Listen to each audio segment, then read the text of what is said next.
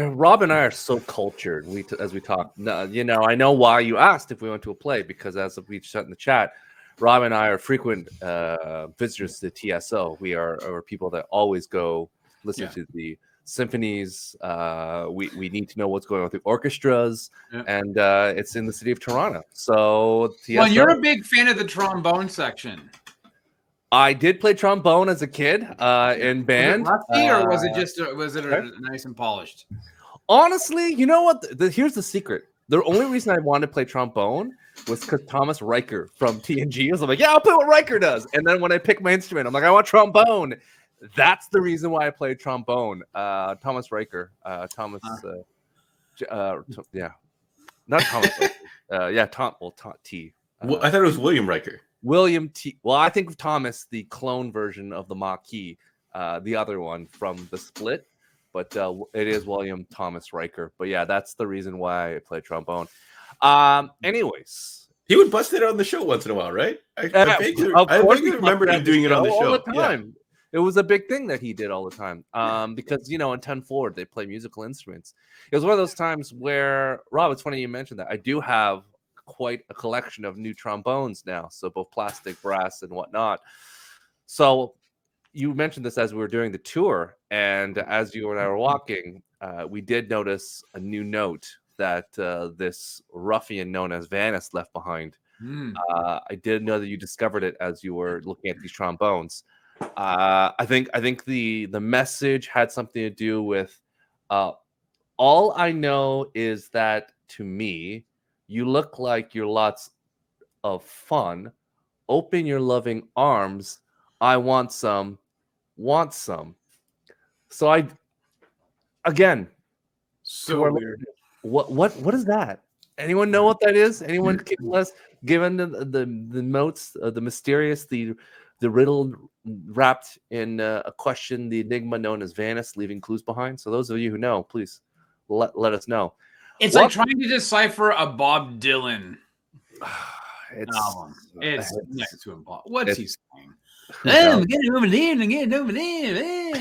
Yeah. It's we do a lot of spinning round.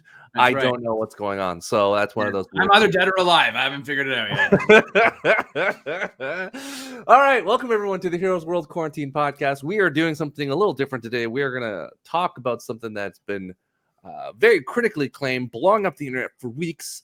So we are finally on the bandwagon. It took us weeks and weeks to finally get on top, but there we are. We're going to talk about the epic, biggest movie that was ever made in India, RRR. But before we go on, I'm your host, Dupay. With me is the owner and proprietor of Heroes World, one of those, John Ho. Say hello. Howdy, folks. And our resident tiger / bobcat hunter, Mr. Rob Goudet. Hey guys. So listen, something I gotta say first. Let's get before we go. Let's get. I know you have some really deep thoughts, Rob, but let's start with John. John, what do you think of this movie? This movie, you're gonna it's insane. Okay? It's crazy. It's wall to wall. I told you guys I was an hour in. What I left out of the phrases because I wanted to kind of keep it a surprise. I was like, I don't think I've blinked. I've been watching this for an hour and I don't think I've blinked because I don't want to miss what the hell is going on. Fire it up. Can you tell us what happened? Can you really tell us what, like, the story? Like, give us. How long is the movie? The movie is like 3 hours long. Okay. We don't want to spoil it. I think you should watch it. But it's basically a what if. There's two historical characters that are represented in the film, and it's kind of like the writer put together like these coincidences in their kind of like their lore, and it's like, what if they teamed up, and this is the story of their team up. I believe, you can correct me if I'm wrong, but it is a ton of fun. I do highly recommend it, and you should never flip through things. Like sometimes some of you guys might fire up some of the clips on YouTube or something like that.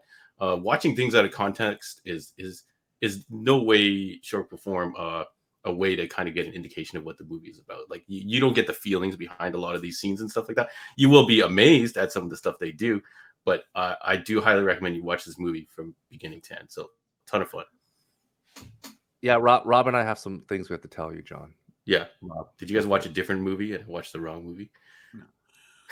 We actually didn't watch the movie, John. Well, that's a shame because you guys missed out. We just want your commentary. We're here to watch you tell us about this movie because we actually refuse to watch it. Well, you guys are bonkers because this movie is amazeballs. Just joking with you, John. I was hoping that you start sweating, but you actually got us. Yeah, man. No, I can talk about this movie all day. Anyways, go ahead. I actually was okay. So I was concerned because when you're like, "Oh my god, I'm only an hour in," I was like, "For real?" And you're like, "Yeah," and I was like, I got the sense that you weren't enjoying it. Let me just say, yes, this is a 3-hour movie, and let's get the cat out of the bag right off the bat. It is in subtitles because it's in Hindi. There is some English in it because it takes place way back in 1930 something, I think 1929 or whatever. So 1920, yeah, 1920. Yeah, so where the English, are. We do have Punisher in this movie. Sorry, we have Punisher. Ray Stevenson. Ray Stevenson is in this movie. Did you watch the movie? There's only one character you can play, so yeah. Okay, yeah. I haven't seen him in a while. Governor Scott Buxton, the main bad guy. Yeah. I haven't seen him in a while. I kind of like thought he looked familiar. Well, maybe you thought he wasn't wearing his Thor beard, and he was like, "Ho, one of the Warriors 3," and you couldn't figure out. I out. don't remember that he was in Thor, by the way. So, anyways. Okay. So as you can see, Stu and I watched this movie. John, I just didn't recognize him. I know. Now we're questioning if John actually watched the movie. No, was he in Thor? Was he in Thor 2? Are you saying he was in Thor 2? Okay, I didn't watch Thor 2. Yes, and the third one. And the third one, yeah. The third one, like, spoiler alert, a lot of like they even summarize it in the new Thor movies, like, oh, a bunch of people died. This guy, and then they just flash forward to it. So. Yeah, he's still in it. Anyways, he was pretty prominent in the first. Anyways, film. I didn't recognize him. Whatever. Anyways, so also say that when you're watching this movie, you might be like a little bit. Well, wait a minute, isn't there a dub version? No, there's not. It literally is defaults to English subtitles. So don't let that dissuade you or put you off from watching this movie. And hey, I'm going to tell you, if you're not a fan of foreign films, the first little bit might be very difficult for you to get into because in your brain you're going to think, I can't do this. I'm telling you, the payoff is worth whatever modicum of pain you may have to go through to convince yourself that this is a great movie. So I really enjoyed it. I know we're going to get into our full-on spoilers and overall thoughts on it, but this is 3 hours that for me really did fly by.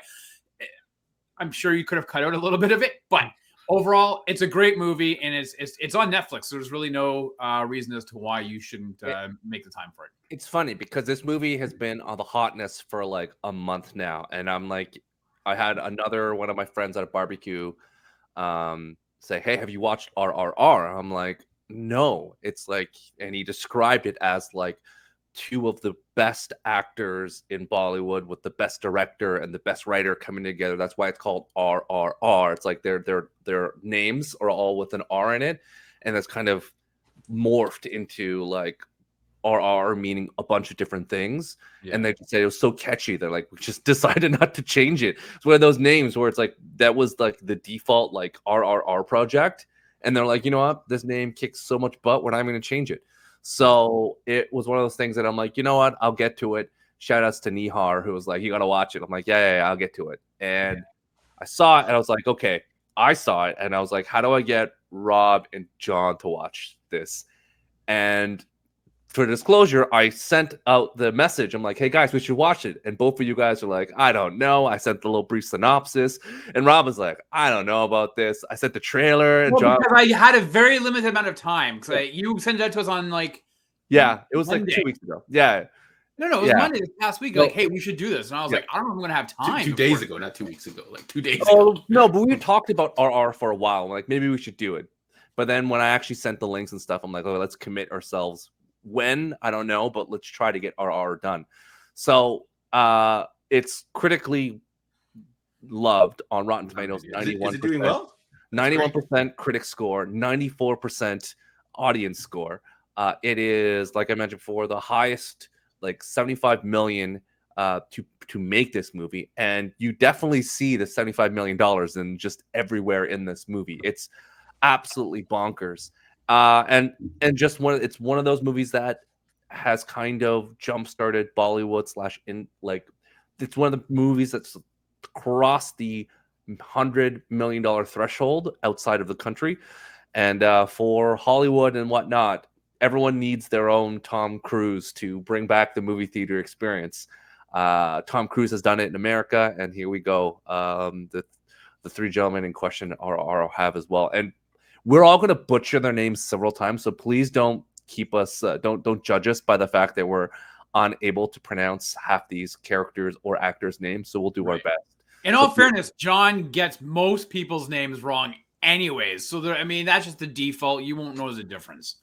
Just don't be mad at Stu and I. Is really what we're saying. All we could say is before this pod start, we're like, man, that main character Ram Charam, the guy who plays, Raj. What a handsome man. We're just like, how do we get this guy into a Marvel movie? Let's get this guy, mustache, beard or not. What a handsome gent. So we're gonna jump to our review momentarily because we just want to go straight into it because this was, for those who haven't watched it, this was like Bad Boys 3, where the middle point of the movie, the action sequences thing, you're like, okay, this movie's done. And it just keeps on going. You're like, no. Right. This is I think we Bad Boys 2 when it seems like the movie ends and then you get a whole back end of the movie. Second movie. Like you could have watched this hour and a half and be like, this is a great movie. And you don't need anything else. But the fact that there's a bonus hour and a half extra movie into I feel like it's three movies in one because it's the origin of one character, the origin of the other character, and then when they slam them together, and it's kind of like they play with the sequencing. Yeah, it's and they do the RRR like thing to show you in the movie. They're like boom, and you're like, oh, something different's happening. So it was simple the way they did it. But John, out of 10, what are you giving this movie? Look at Rob already laughing. So this is first official Bollywood movie that I've watched that I can recall. Right, maybe when I was a kid, I saw something. In Port Dover. Yeah. They had a Bollywood section in the video stores in Port Dover. I had some friends who were of the culture, and I might have watched some stuff at their house, and I just don't remember it. I kind of vaguely remember some stuff. But anyway, comedy sketches don't count, John. Oh, Russell Peters is fantastic, but no, Russell Peters didn't. Anyways, besides the point. So first Bollywood action flick, I have seen them. Like they've kind of been sliding them in. I think Amazon Prime does have a lot of them as well. They'd be kind of sliding in. They'd be catching my eye, and I'd be kind of like, oh, that looks pretty cool. I don't get to a lot of things, so I kind of put it on your watch later list or whatever. But this movie in particular, Stu's recommendation that we watch it for this, actually absolutely fantastic. Delivered 10 out of 10. I have to give this movie for sure. Rob, you knew that was happening. How do you not give this movie 10 out of 10? 3 hours flies by. Like, I need people to if you've never been here to this channel before, this is your first time looking at this, I'm not saying that it's not out of the realm of feasibility, but you have to understand, John gives next to everything a 10. Like, he gave Morbius like a 9. So no, I didn't. I gave Morbius a negative. So, this is John's MO. Unless it's Top Gun 2 and he gave it like a 12 or something. Okay. Mm-hmm. What am I going to give it? So I have seen a couple Bollywood movies in the past. Admittedly, the last Bollywood action movie I saw was Doom, spelled Dhoom. Yep. And that was many, many, many years ago. But for this movie, listen, I'm going to be pretty fair on it. Because I think that it's a lot. But I think an 8.5 for this movie is probably, I bordering on a 9. I could even bump it to a 9 to be honest with you, because I'm going to give it a 9 because I think that, and I'll get into why. I'll give it a 9. I like how because Rob knew the moment he was looking at me, he's like, Stu's going to say 9. I better go up that 9. And Rob was right, because Rob was like 8.5. I'm like, I'm going to go 9. I knew already it was a 9. That was be my thing.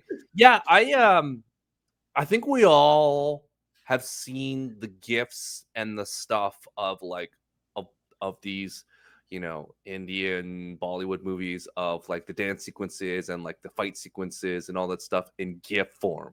So you see people coming out and then do the whole thing and they do their stuff back and forth. And a scene out of context, like a we've all sequel done that. scene, like a basically like a Vine for the kids who are really old, or basically a TikTok now, but these short kind of experiences. But I think this, what a Vine is, too. man, it's just like Periscope, or it's a thing of its time, John. you gonna bring up Friendster and MySpace next? No, We were that's communicating cool. on ICQ before this. John, I want to talk about old technology. I want to pick something at least in the last 8 years. ICQ was like almost 15 years ago. You got to pick some stuff. MSN Messenger was also about 15 years ago. So you got to kind of pick things that are, at least. Well, listen, if this conversation continues, can you please forward all messages to my BBMs? Because that would be really...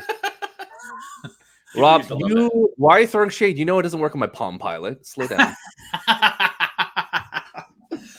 All right. And then it's not backdate compatible with my Newton. So nonetheless, we're gonna keep on going. All right. Well, do a whole episode showing up old technology. old man technology. Completely whack.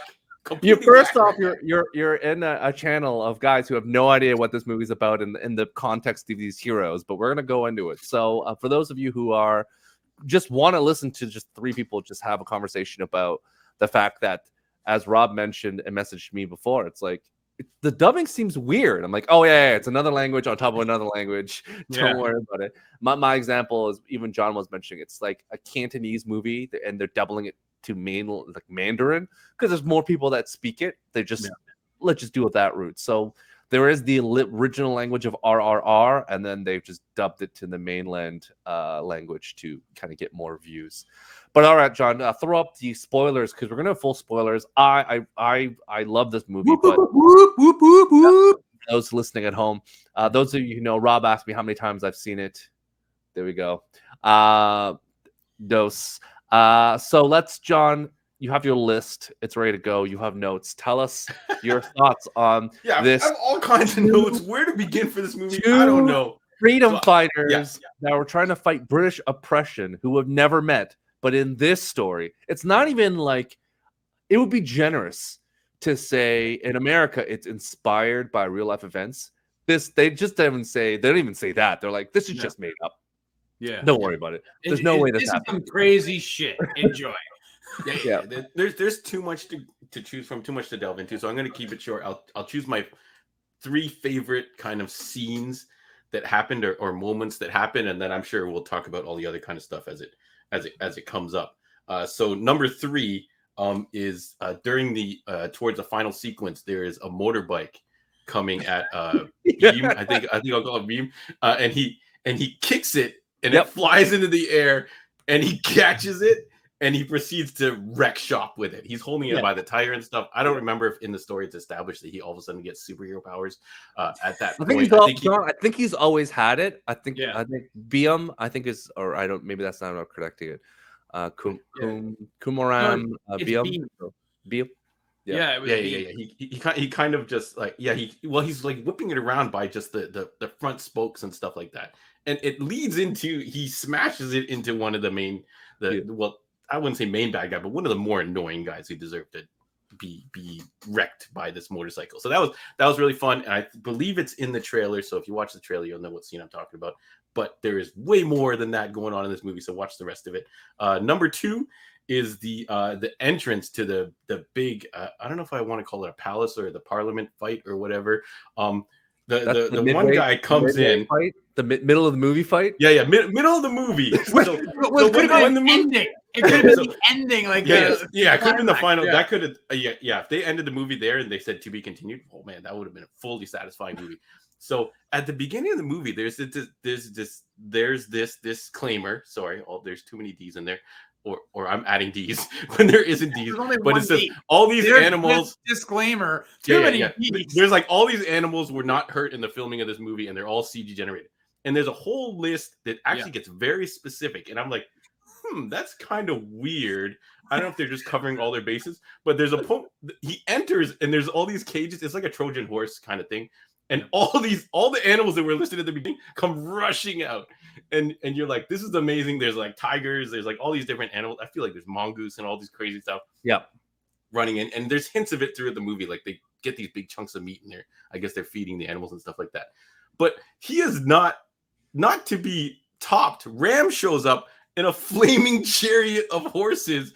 So that double intro is phenomenal. And a flaming chariot kind of like he busts the end and it flips over like a train or the truck in Dark Knight. Returns or whatever, and it flies over, and I think the wheel comes off and hits Beam in the chest, and I'm like, holy crap, this is the most incredible thing I've seen on film. And then, okay, so my number one is going to be kind of a funny one, and it's right. I think he goes to, I forgot the character's name, but he goes to her house and they're at a party, and Jenny? there's this metal tray that. Yeah, Jenny. Yeah, just the most basic name possible. Don't call me madam. Call me Jenny. He thinks her name is don't call me madam, call me Jenny for short or something like that. Yeah. But there's a tray that's like flying, it's falling, and finally it hits the ground, and Ram kicks it up, and he starts drumming on it in midair, and it lands on top of a drum set, and he starts the main dance number, which the drum line. Phenomenal. Drum line, The fact that he kicks it up and it lands on the drums and he just goes into it is one of the most amazing things I've ever seen ever. Like if they did that in real life, I'm sure it's CG, but if they did that in person, that is freaking amazing. And I wish I was on set that day. I think when Rob messaged me, he's like, what are you guys in it? And I'm like, man, the songs. And I'm like, I didn't want to say where, but that song has been stuck in my head for like days. That's like it's the nacho, like the nacho song. And I'm like, I want to say nacho, but it's nacho. It's the word for dance, I guess, right? Yeah. I picked up one word for. I don't know if I'm saying it right. Whatever. Yeah. People can correct me, but that was amazing. I don't want to keep going on because I'm going to take up too much time. I got tons more other stuff to talk about. No, keep going. Give us one more. It's a 3-hour movie. We'll do a 3-hour podcast. Okay, so the scene, I'll keep going if you guys really want. But the scene that was amazing, that is not one of the big set action pieces, is when they go to save the boy underneath the bridge. And shout outs to the hand signals thing. Like, we communicate a lot, but how many times would we screw it up if we just start going like this? Like, no way we could coordinate that. But they go to the bridge and they grab this rope and they fly off in opposite directions. And one Ram grabs the flag and the other guy scoops up the kid.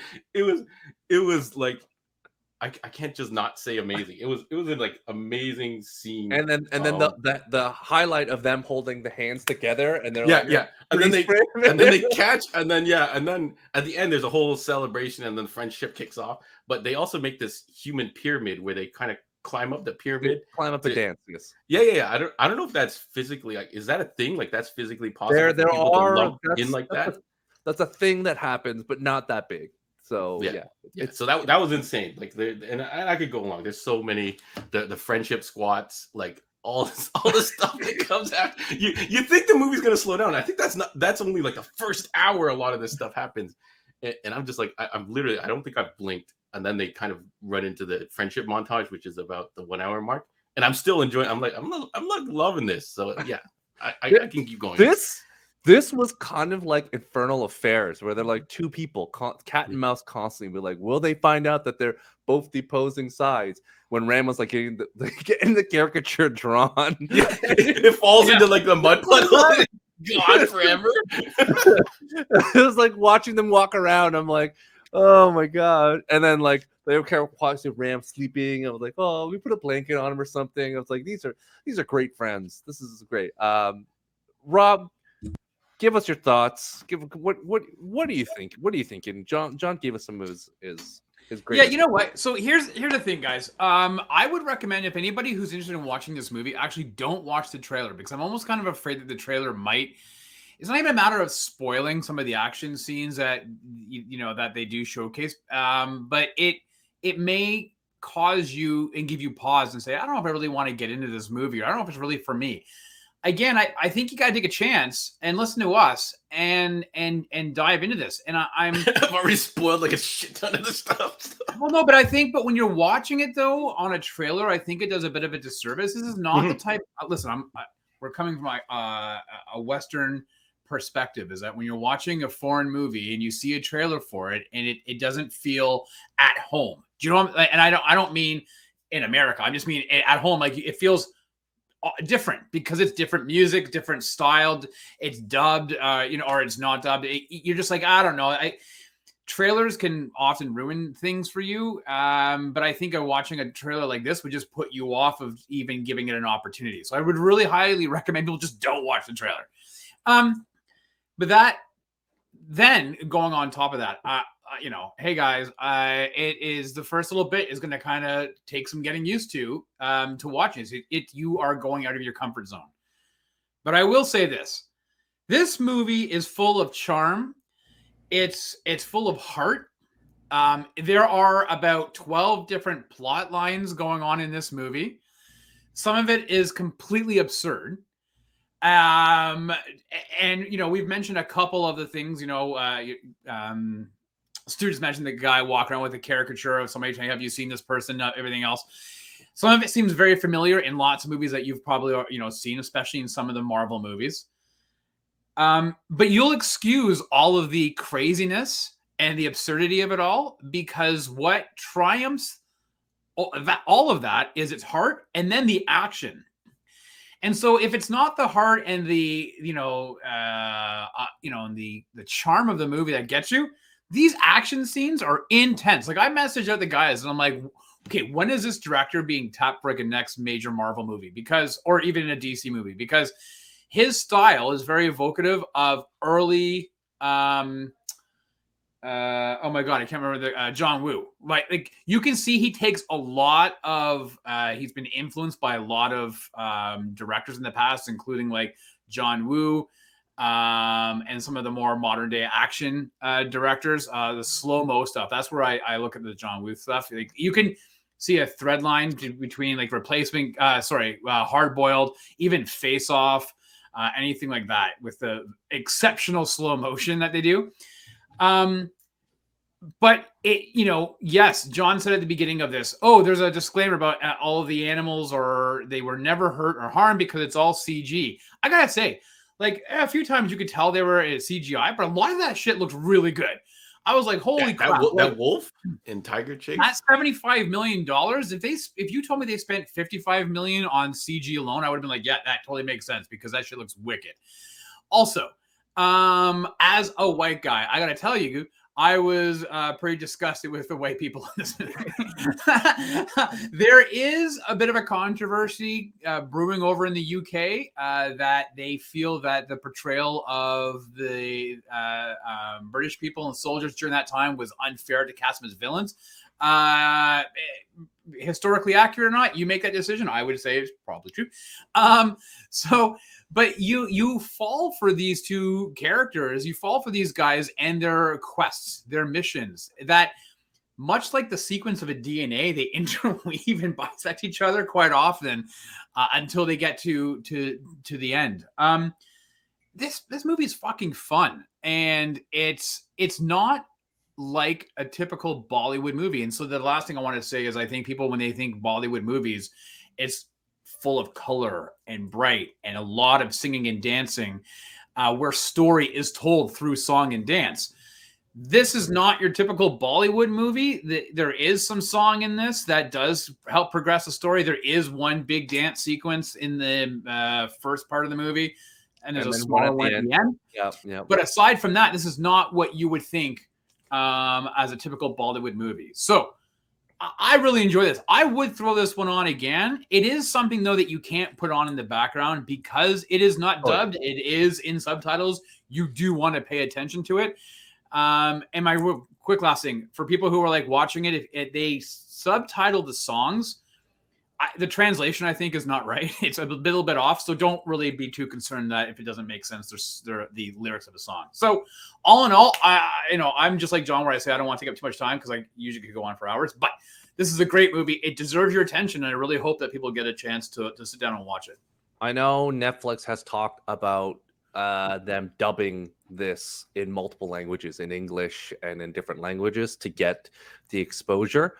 I think it's not a bad idea. I think, years ago, Japanese culture was the one that transcended because of anime and everything, and people want to watch Kurosawa movies and Japanese film.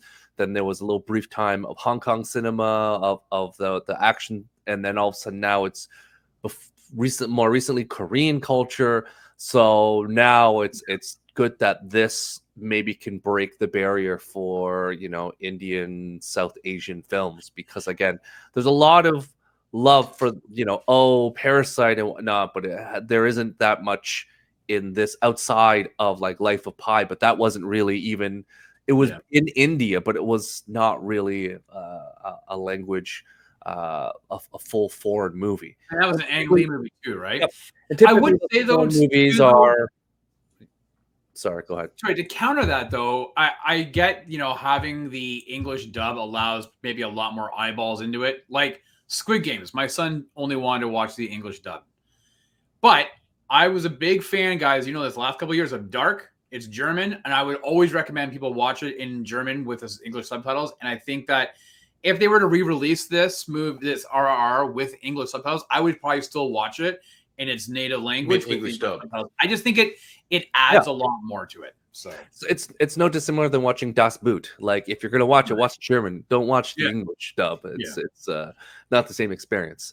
It's all about kind of just like we talked about last week, with just getting people comfortable with Ms. Marvel's same thing. It was just getting, I know people were complaining. It was like, oh, it's Muslims, it's but like it's all about inclusion and getting people comfortable with it. And it's not to go the 100% hardcore mode. It's about getting people in slowly and getting them introduced to the culture and different things, and hopefully they'll want to continue the journey.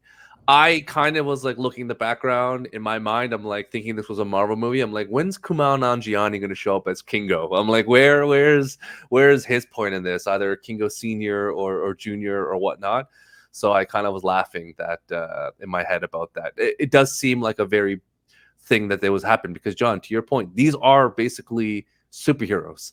These two characters, even the first sequence where the British like, find that man and ram that man and just like beating. I didn't even talk about the intro. He like destroys a whole crowd. He basically pushes the whole mob back, because after he's done what he's doing, they all vamoose.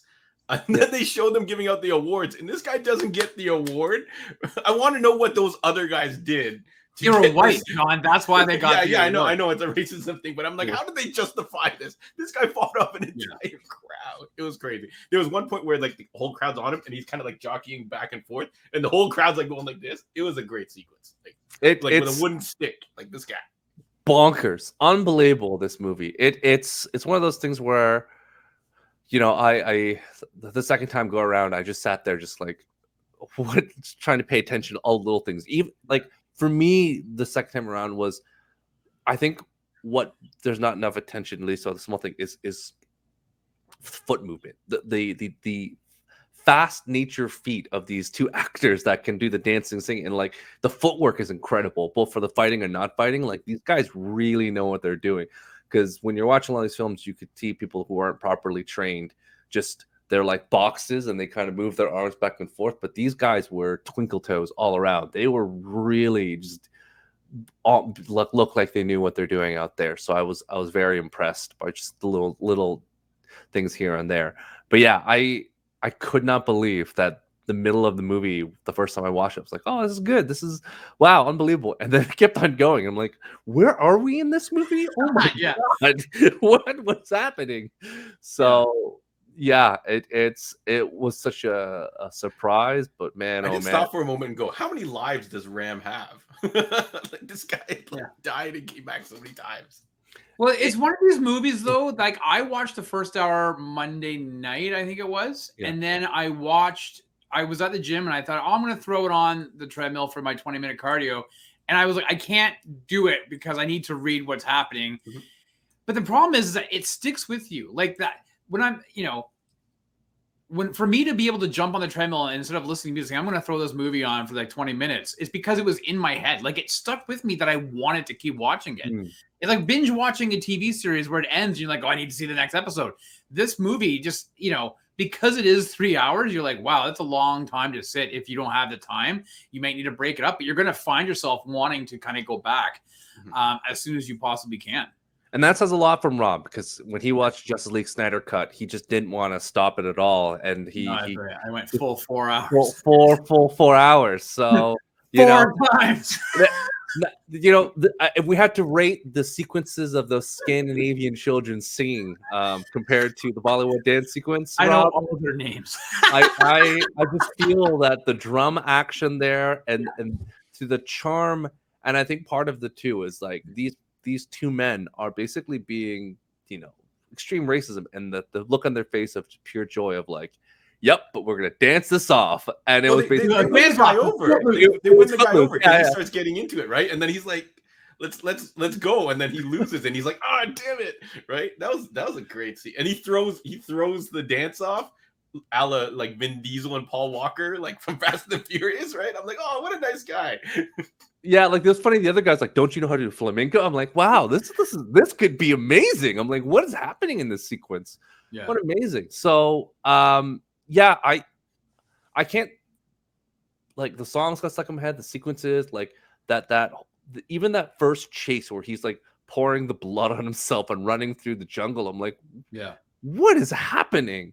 So like him pulling over the lines together to keep together. I was like, what is? Oh my god! It was very Chris Evans holding on to the helicopter, the helipad, and the helicopter bringing it, or Thor trying to open up for the star, right? To bring Stormbreaker. Like, yeah, there's like it is very evocative of all. You've seen a lot of this stuff before, and yet it's totally like pleasurable watching this thing. Like even the wire work, which you can tell there's wire work in a lot of this, but it's I don't know what it is about it. It's so obvious that it's not there. Do you know what I'm saying? Like it's believable. It doesn't look. None of the action scenes, even the wire work, don't look clunky. They don't look like wire work, even though you know it is. It's just how this guy, the cinematographer or the director, how they devised this stuff and made it just looked so palatable and so fluid. You're just like, holy shit, man. Like it is absolutely bonkers. As if you spent this summer in your backyard doing fight scenes with your G.I. Joes when you were like, 8 or 9 years old. This shit's come to life. Right? Like it's just unbelievable. Let's just, again, quick shout out to just a great performance by bad guy Ray Stevenson. Just really puts on the charm of just being a despicable person. Him and his wife Catherine, whatever the actress, I don't know who that actress was, but they did such a good job of being so unlikable. You're like Allison Duty. Yes, Allison Duty. So that's her name. I don't know if you're making that up or that's a joke, because it seems like Lady Scott, Allison Duty. That seems like a Rob joke. It's like a duty joke. It's Dutay.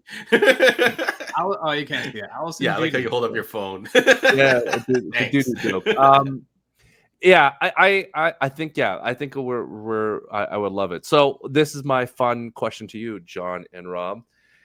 If you had to come up with your fictitious movie with two Canadian icons doing something in Canada, can you come up with anything on the spot? Because this was a very much an Indian film of two Indian heroes that never met. Can you think of anything ridiculous in Canadian culture that you have two people together, two Canadian heroes that maybe have never interacted in a wacky, over-the-top storyline? Ryan Gosling, Ryan Reynolds. I think Stu means historical figures, right? Yeah, historical figures. Oh, I thought you meant the actors. No. Oh, like a Sir John and McDonald.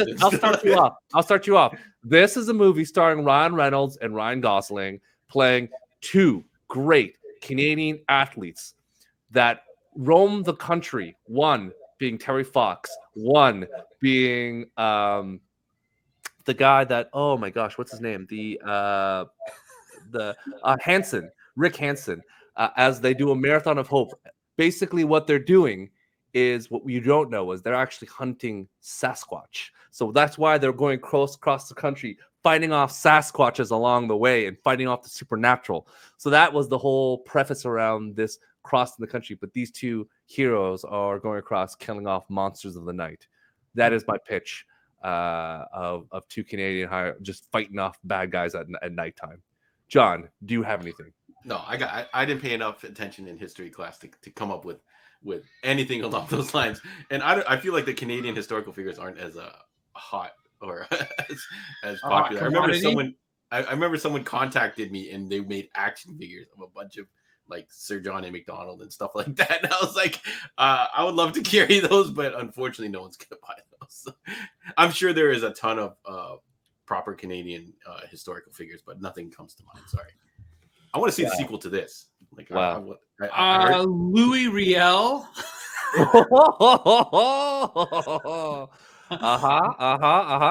You got me. What else you got? What else? John, you could have went with, John, I think your pitch would be, it would have to be a romantic comedy starring Alexander Graham Bell, John A. Macdonald, and Laura Secord. Just trying to sort out who does what. House of Secord. One guy's the prime minister, one guy created the phone and trying to get the law, trying to woo Laura Secord. This is perfectly in your wheelhouse, John, of a romantic comedy of trying to woo a woman who is also trying to stop the British. See, it writes itself, John. Rob, you got anything? Well, I was going to say Louis Riel and Lucy Maud Montgomery, who was the author of the Anne of Green Gables, and they have to try to win the freedom of Quebec from the imposing British Canadian elitists. They're bisecting the Hudson Bay. And starting their own trade. Can we make the Hudson Bay Company the evil Hudson Bay Company? Because it's owned by the British, so yeah, they have to essentially make it a Sears Roebuck. King Kong, they always need Canadian content. We're just making stuff for them. Just write us a check. This is the CBC is like, oh yes, yeah. This is probably how the pitch meetings start for Murdoch Mystery. Okay, let me tell you this. There's a British detective who's working in Toronto. Will later sell insurance. We'll get into that later. So that's it. It's all right. John's eyes are glazed over like a Tim Horton special. He's like, what's happening?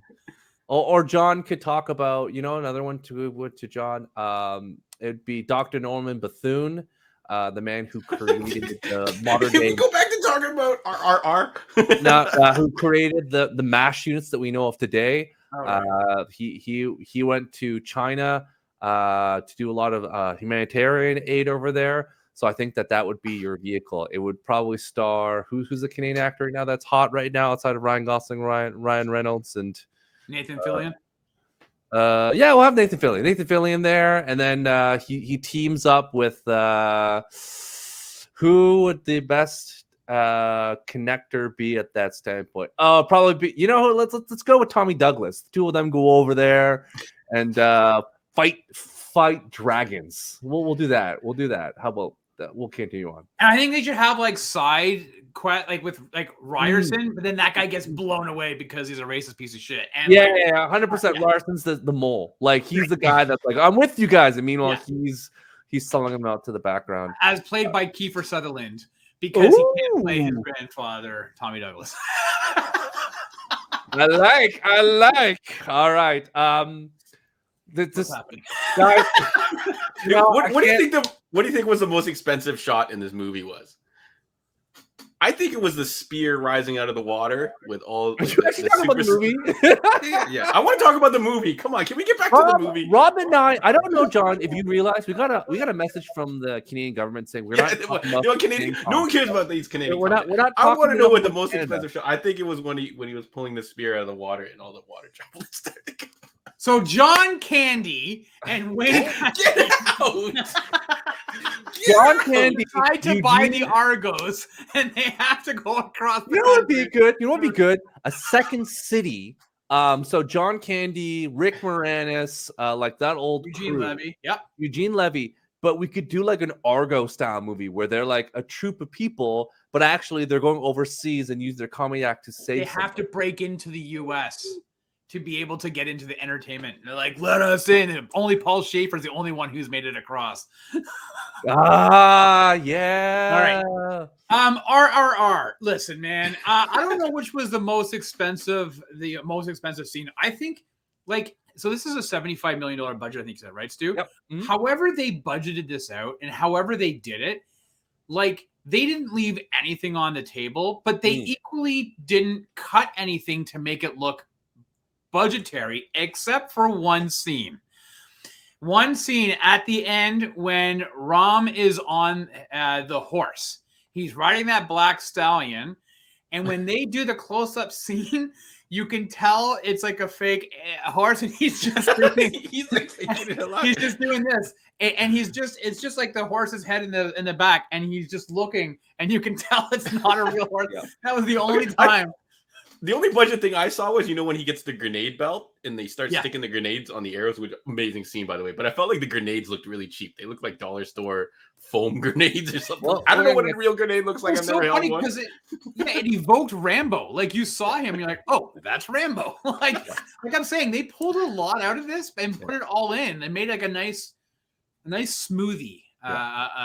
Delicious smoothie. I agree, John. And we can go back to Sir Frederick Banton, the creator of insulin. Can we go back to that for a second? Because no one's going back to these. I think, there could be a thing with him and David Suzuki where they do something interesting, even though they're so far different apart. Anyways, we'll get back Suzuki to that. has to make origami to be able to survive.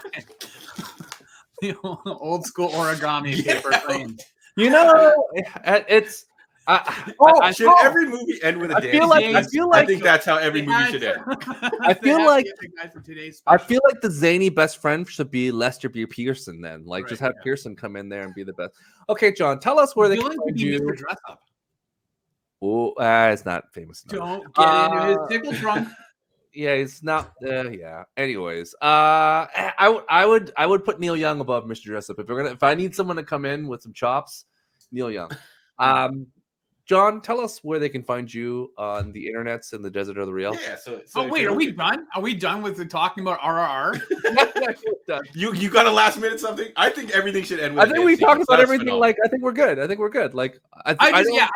just really want people to go watch this movie. Yeah, man. I mean, I know we fuck around and all this stuff, but I'm being dead serious. I really want people to give it a shot. Somehow, if you watched our review and didn't watch the movie, just watch the movie. That's it.